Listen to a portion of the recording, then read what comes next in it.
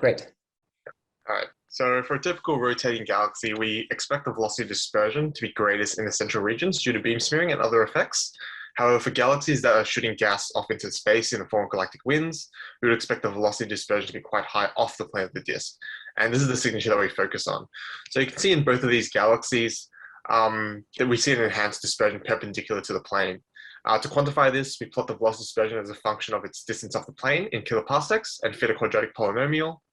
You can see an A parameter. This A parameter represents the quadratic coefficient and tells us how steep the change in dispersion is. Next slide. So on the x-axis, I have the velocity dispersion quadratic coefficient.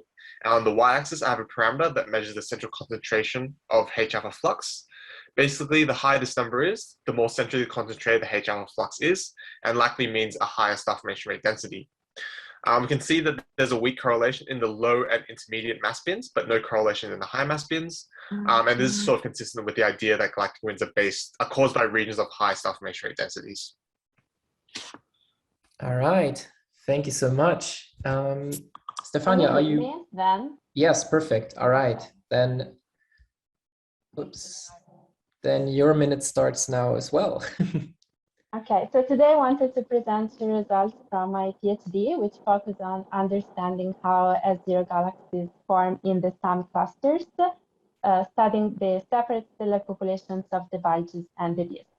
So on the left, we studied the colors of the disk as a function of the local galaxy density, and we see that they become bluer for galaxies within the cluster core region. Well, we don't see any trend for the infalling cluster regions. So we concluded that the processes that act within the cluster core have a dominant role for the formation of S0 galaxies in clusters. On the right, instead, I plotted the difference in color between the bulge and the disk as a function of their difference in age, and the points are color-coded for the difference in the metallicity. So we don't find any trend with age, while most points are red, meaning that the bulges are more metal-rich than the disk. And so we conclude that the redder color in bulges is mainly due to their enhanced metallicity compared to the disk, instead of differences in age. Awesome. Thank you so much. All right. Matthew, should I just continue with your slides and you talk, or? I'll try running it from mine. I'll share my screen.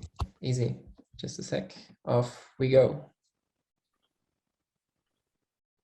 Okay, so if everyone can see that, I'm going to be talking about stellar population and structural trends across the fundamental plane based on this paper by Francesco de Eugenio.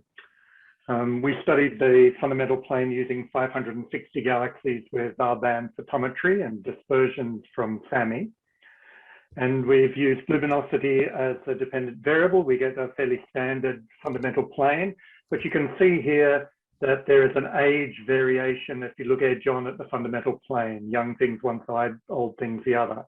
In fact, the fundamental plane residuals correlate strongly with stellar population properties, especially age and mass to light ratio, but have little or no correlation with structural parameters.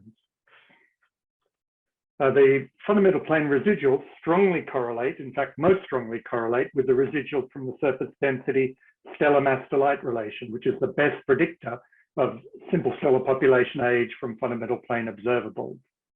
So we conclude that, in fact, 75% of the intrinsic scatter in the fundamental plane is due to the broad age and mass to light ratio distribution at fixed mass density.